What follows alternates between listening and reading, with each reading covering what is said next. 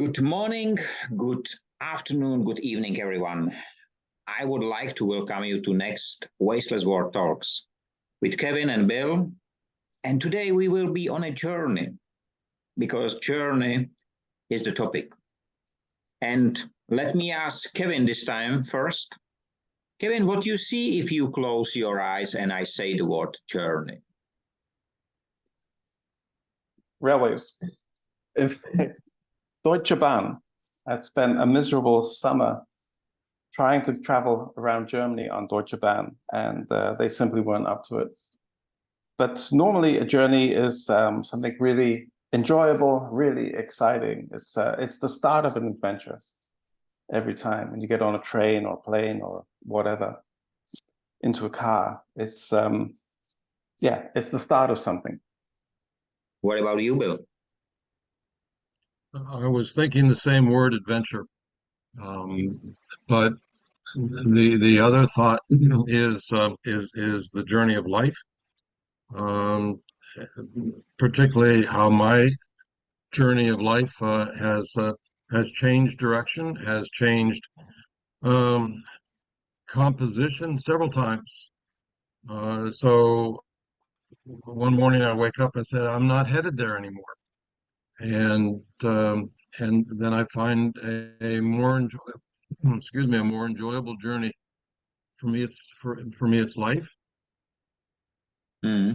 It's interesting because same as in the noon event, you did not mention the end, so the target or the place where you are trying to hit. That was interesting for me.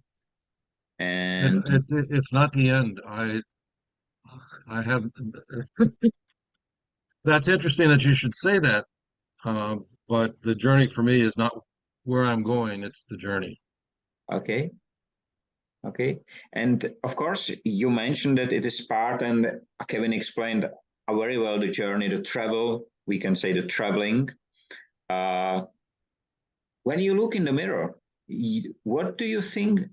What do you see there? Do you see the journey which is in front of you?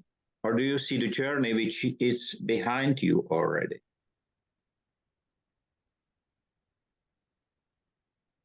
For me, it's what's in front. It's the journey goes only in one direction. You can't travel backwards. So always moving forward.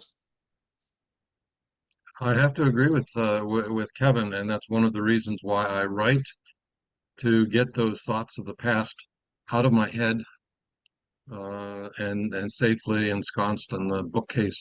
It is going forward only. On the other hand, because you are both authors and you publish books, so you leave the steps which you make generally behind you. So don't you like to look back? I have not opened a single one of my books since it got published. I have to tell you that. No, I don't. I'm not drawn to that. I don't avoid it. I just am not drawn to it. Uh-huh. And I think the writing of the book is a journey itself. It's just a smaller journey. It's something you start, and when it's finished, you don't need to go there again. The journey is done. Generally, I maybe asked the question wrongly, but it's not about looking back, but it is more about when I will look back, then do I want to leave the footprints which the others will follow and enjoy? Or do I shame to look back because there was a big black whatever destruction, which is right now on the journey to power, on the journey to money, to richness, to more. There is the destruction, and many people who generally make the destruction, they don't want to look back. But you leave a great heritage behind generally. So for me, the journey which we make should be the heritage. I should be proud on it. And I have to say, I read time to time my texts, which I published. It's not book, but the text, because I see the analytics. that the people go back and they look for something and they wrote me, it's interesting, this part or this part. So I am reading it. You know what is great? I will not change a single word. I will not change it simply. It's a much more worse grammar, for example, than today and so on. But I will not change a single word. It's so interesting. I would agree with you. I would change very little that I would change, and things that I have done, even the stupid things that I have done. I think we're allowed to do a few stupid things in our lives, right? Um, I wouldn't change that because that's part of the journey. Uh,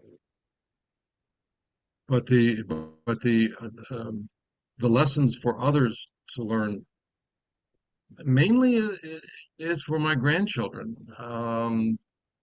as they start their own journeys, right? And if I can just help to guide them a little bit, it's I do not feel like it's the books. I don't know why.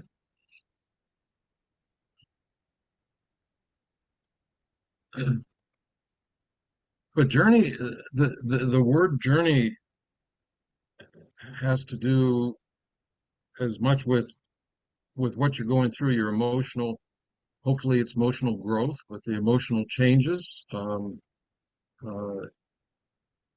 and being a better person however you define being better is. That's, to me, that's growth.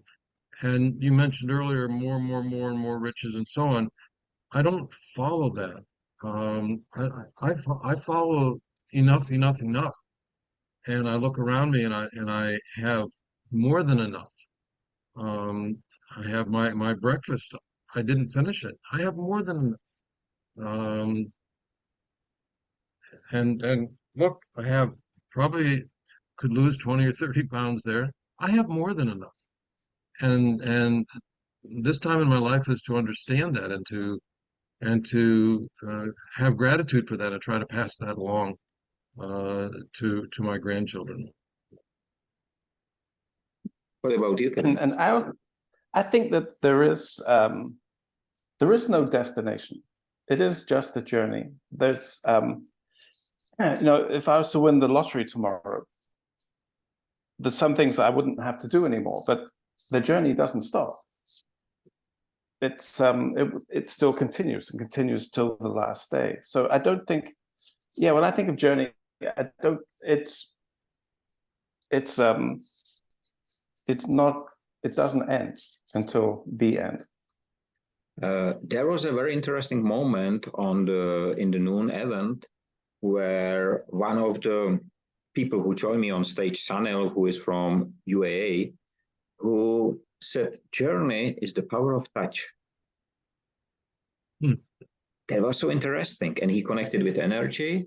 He take it from the outside. He said that generally the power of touch is not just the touch with the skin and fingers, but even your eyes touch something. So if you close it, you don't see, but the other senses are much more stronger and so on.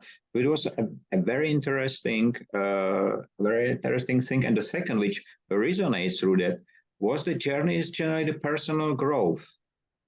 The growth in a way to become more human, to be more wise or whatever. So the personal growth, the connective of the outside and inside world, this is what they call a journey. It would be nice to think that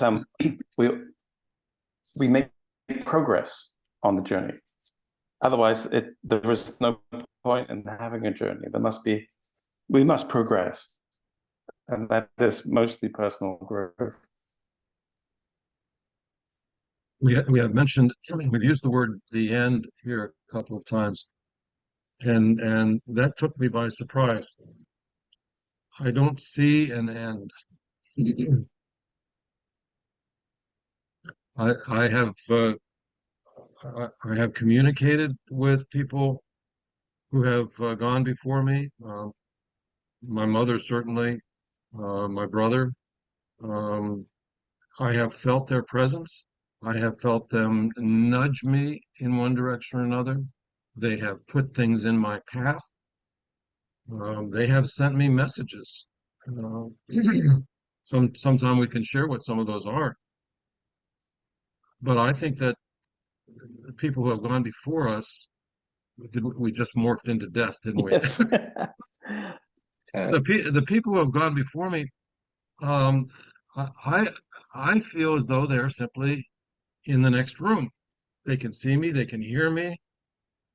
On occasion, I can hear them also. Um, and one day I'll go into the next room. But to call that the end is somehow doesn't fit with No, me. actually, I agree. It's just a different part, or it's a different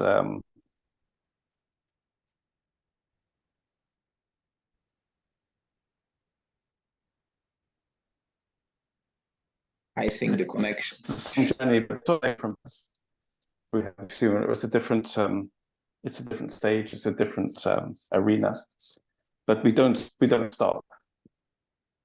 I think so anyway. Maybe I used at the beginning the word "and" was not the right one.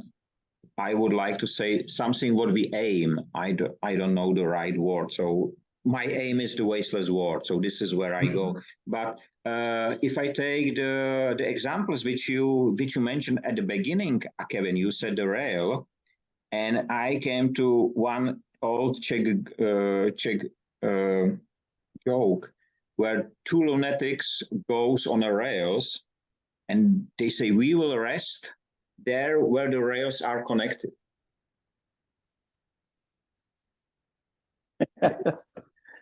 Yes, I like yeah. it.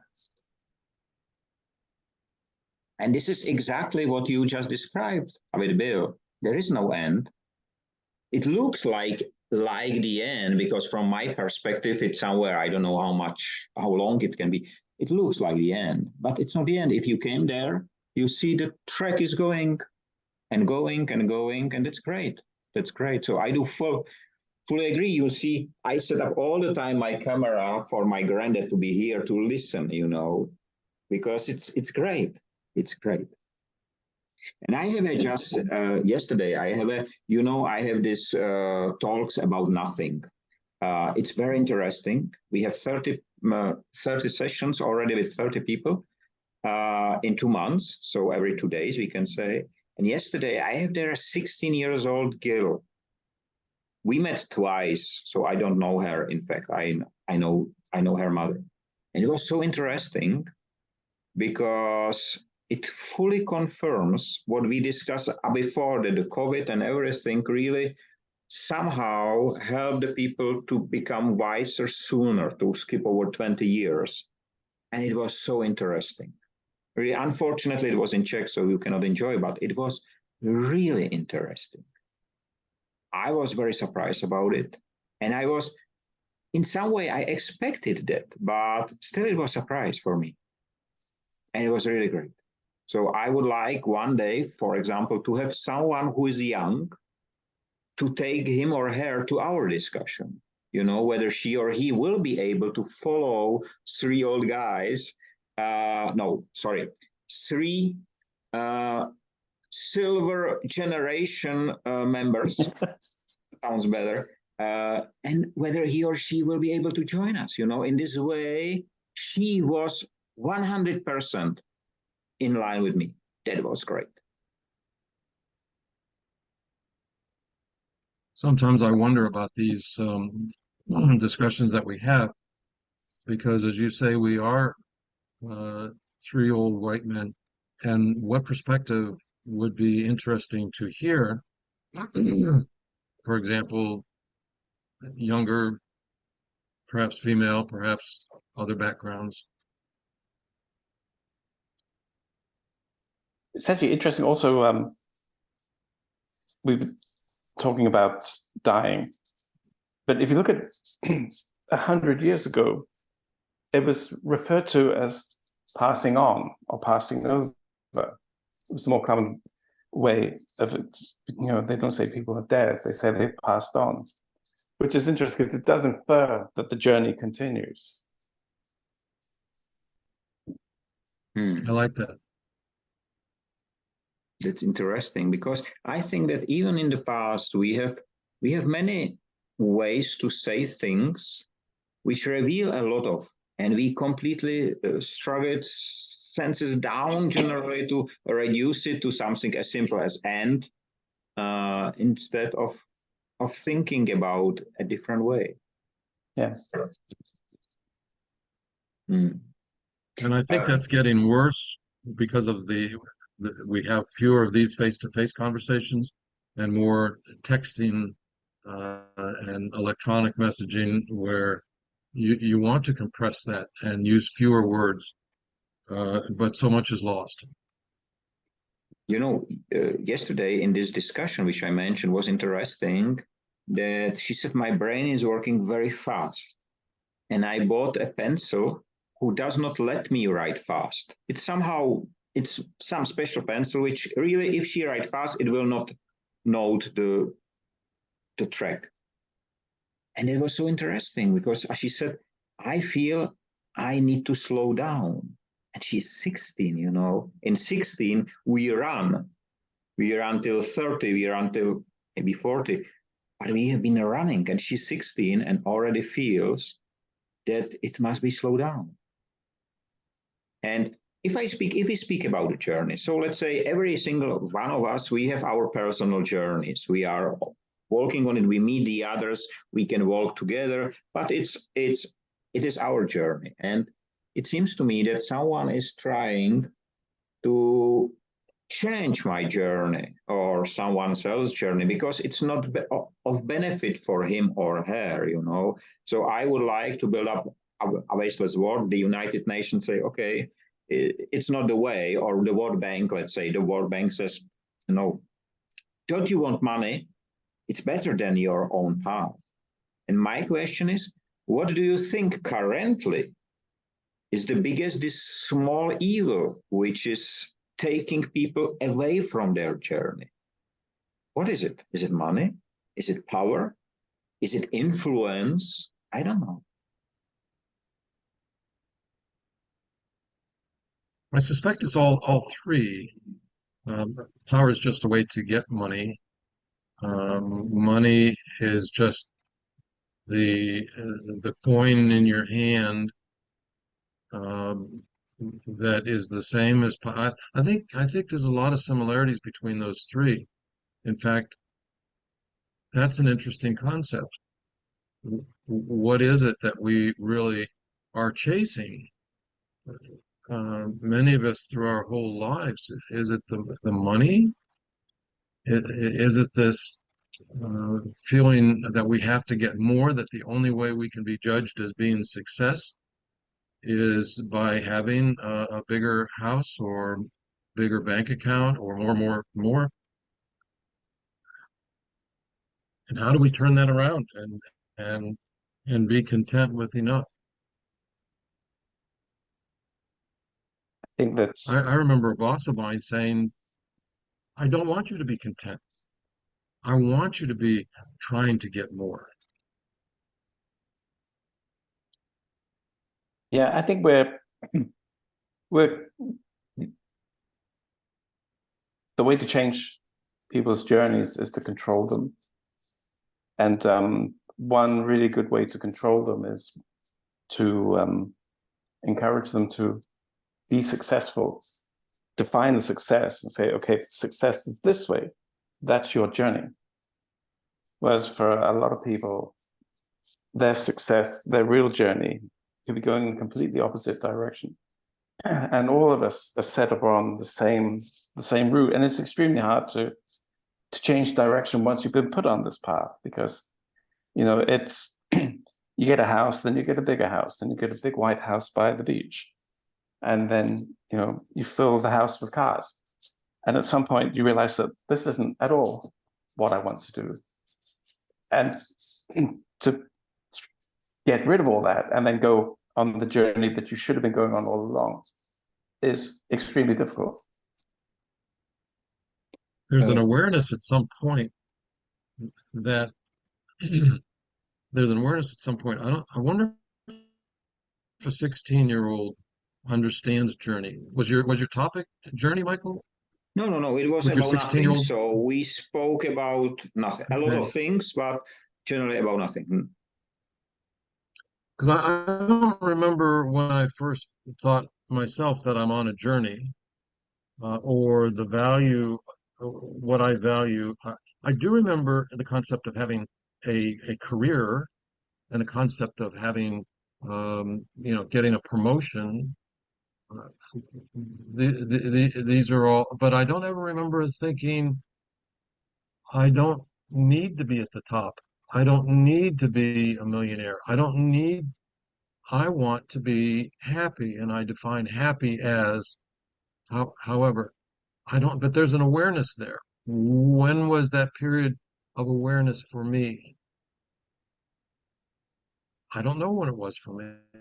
When was it? Either of you I have a do. time when you said you do? Generally, I do because this, for me, the big change was 10 years ago. So when I realized I have to build wasteless world because nobody is there to do it, that for me was very strong. But when I look back in the history, unfortunately, the 15 years of my life, I don't remember. But when I look back in the history, uh, the journey for me was all the time. So more or less the present moment when I would like to be the best. It doesn't matter what I did, the best. Just a minute before we started, I finished a single page presentation again. So and it's like a gift. It came to my mind, and it's named "I Am Not." And one of the sentences: "I am not academician, but more than 1,000 papers write about me. I am not whatever, but somebody else," and so on. So it's quite interesting that I never try to be a logistician, academician, celebrity, whatever. But it become. I just make the videos. I'm not YouTuber. I just make 3,000 videos and post it. So I think it's the way of doing things. But I will not call it a journey. But maybe it is the part of the journey. I cannot really name it the journey. For me, it's the way. And I'm not sure, please explain to me, if the way is the same as the journey. How the English language set it up. Is it completely different meaning or is it the same? I think it's we have to look at Greek, and the Greek word crisis means a turning point. And it's for me, I woke up one morning in a big white house on the beach, and all of my neighbors were lawyers. And then I realized I hated the situation. I hated them. I hated everything about what I was doing. And it was time to do something different. And that was definitely a turning point or a crisis.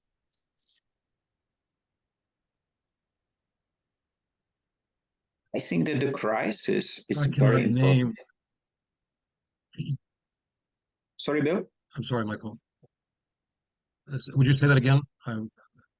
No. I just said that generally I think that the crisis, because if I look back and if I listen back to if I play it in my head, what we discussed before, for many people, the crisis, including COVID, was a big one. It really made a change. And sometimes you are aware but usually you don't make to change when you are happy. But I'm really fascinated by the story told by Kevin, that one day you wake up and you see it wrong, because I see it wrong through the work which I did.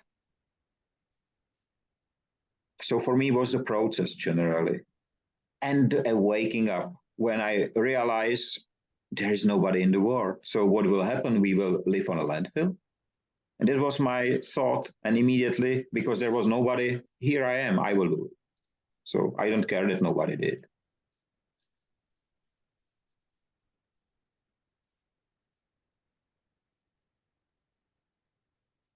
I was trying to remember if I had this crisis turning point, wake up and say, no, that's not what I want. and I'm hard pressed to come up with an event. Although in my life there were many crises, and at the other side of each of the crises, I would do something different. So maybe the awareness for me was a number of small right-hand turns rather than waking up one morning in a flash of light. I don't know. I've never thought about it. But I think one thing is that none of us want to have to face a crisis, but if you do, when you think about the crisis as a turning point rather than a disaster, it is it's a forced opportunity somehow, but it's not in the long term perhaps the worst thing to experience. Not, not at all. I think back on I've been fired at work 3 times, divorced once, lost good close people, and each time I think I've come out better. Certainly with the jobs, every time I came out better. Um, so while I don't invite the next crisis, I know it will be better on the other side. Is it important how your environment, how the close ones around you or the colleagues react to this change? Because it can turn you back. So it can be the crisis. You will say, I will go right. And they will say, no, that's nonsense. Everybody go left, so you cannot go right. So, and I think this is the turning point where many people say, okay, so probably I am wrong because I will be the only one who will go to the right. That's so insightful. Thinking to one of my excuse me, I've got a frog in my throat this morning. I think about one of my crises, which was a medical diagnosis, a very bad one. And many people gave me advice. Several people withdrew or took 2 steps backwards. And so how they looked at it, I didn't look at it like that. And it's funny how people try to impose their reaction to crisis, and they try to impose that on you. So your turning point is your turning point. You get to choose which way you go, and I can't think of any exceptions. It's yours. You own it. And it's quite interesting because sometimes, you talk to someone. I've got a couple of friends I used to work with 10, 15 years ago, and now they're still doing the same thing. And they said, at the time I thought you were crazy, but looking back now, I wish I did what you did. And it's one of those things. It's like, I think with synchronicity, if you see some signs, don't ignore them. Take them really seriously, because there's some certain coincidences, something's happened. It's happening for a reason, and I think in this life, even if they're difficult to read, difficult to understand, if there's some signposts giving you advice to do something different, you should be extremely grateful for it and take it. Do you think it is connected to, because what we are describing is generally frequently a way which nobody else took before. So a very, let's say, hard decision to do. Because the easy decisions everybody do. Everybody go left because everybody is going. Do you think that this hardness or this nonsenseless or whatever, how to call it, of the decision is the indicator that this is the right thing? I cannot express it correctly in English, sorry, but you understand what I mean after this long time we are speaking. So do you think that this is if you have this feeling that it will be so uncomfortable that generally this is the right decision? It must not be every time, but I think as an indicator, it can be quite good.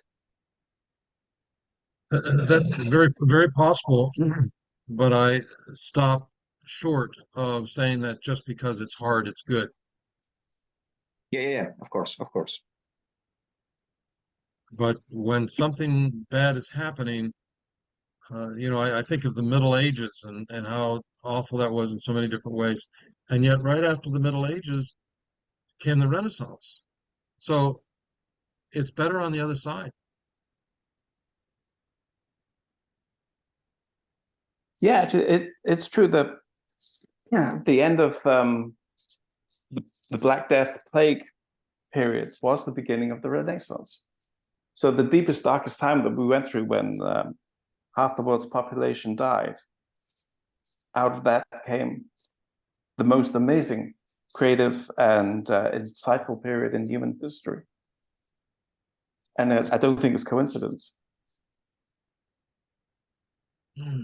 I don't believe in coincidences.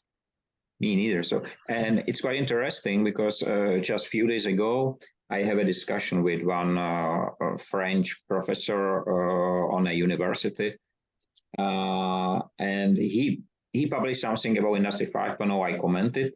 I sent him the keynote generally and told him I am the founder of Industry 5.0, and he said it's not possible. You cannot be the founder of an industry. And I said, yes, and it is not a revolution, it's evolution. And he said, no, human cannot start evolution. And it was quite interesting. And this happened about 6 months ago. Yesterday, I found his post where he still go to Industry 5.0, mention it, developed something which he called, I think, threat. It is abbreviation of some words, whatever, very complicated system. And he used there the words that he created Industry 5.0. Really? It's funny.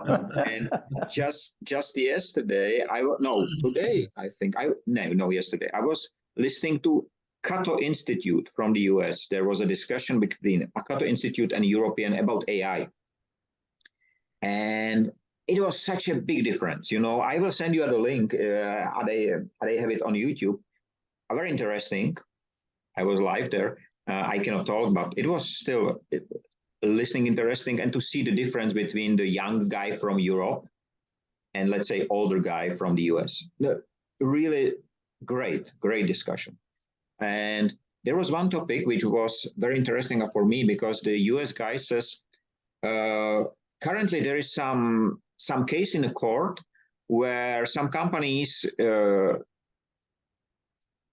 use the terms that they produce artificial intelligence equipped products, but it was not true. They just use it as a false proposal. And I was thinking, okay, so let's use the same for Industry 5.0. It will be very, very interesting, because just 2 days ago, L'Oreal, in one of their ads, wrote that L'Oreal is looking for people for turning into Industry 5.0, whatever. So something like that.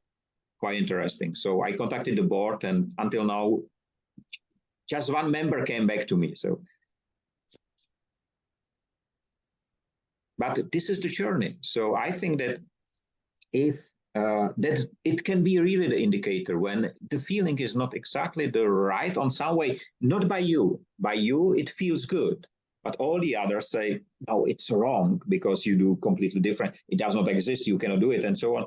I think this combination of these two things, I think it can be the indication that the journey which you choose to go next is the right one for you. I think the worst thing must be you know if you're on the wrong path, and for a while you can ignore it, but to ignore it for the whole journey, that is really wasteful.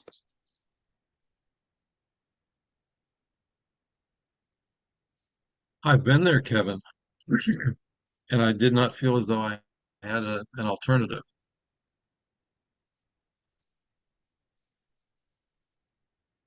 The question is whether you have been, let's say, running all the time, that you have no time to look for alternatives. There was this aim, have to feed the family, and so on and so on. So maybe the speed was so fast that you did not even realize there can be an alternative.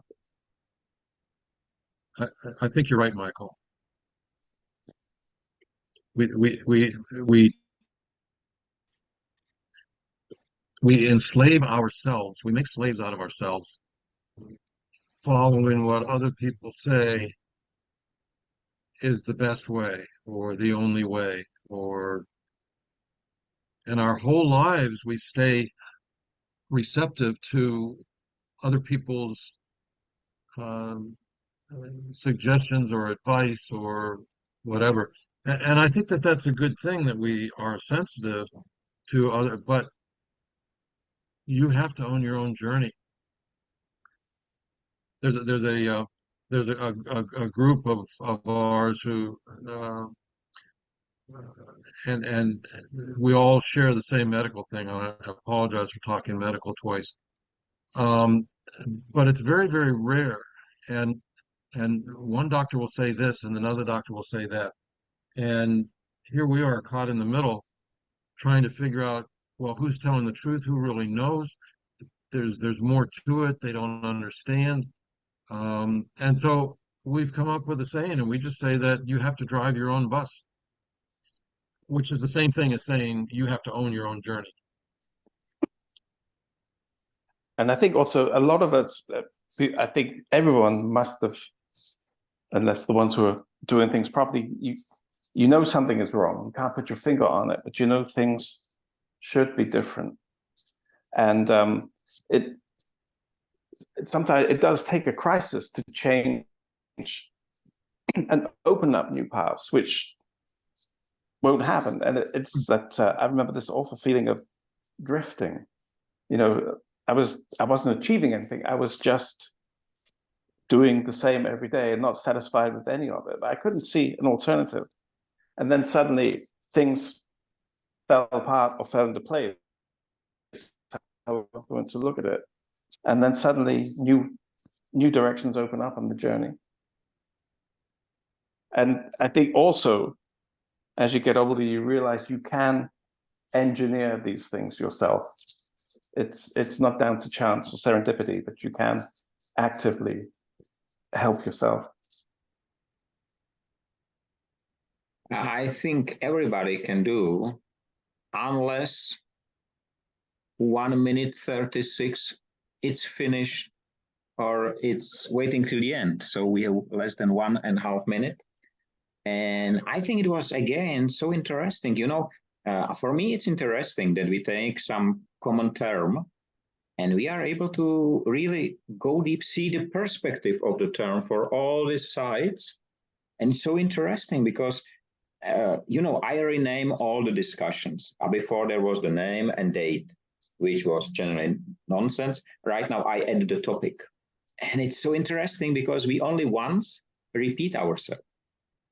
And it was not completely repeating, just the term was repeated, but it was quite interesting. So I would like to thank you both for having great time. I would like to wish everyone have a nice time free of waste and wasting in all its forms.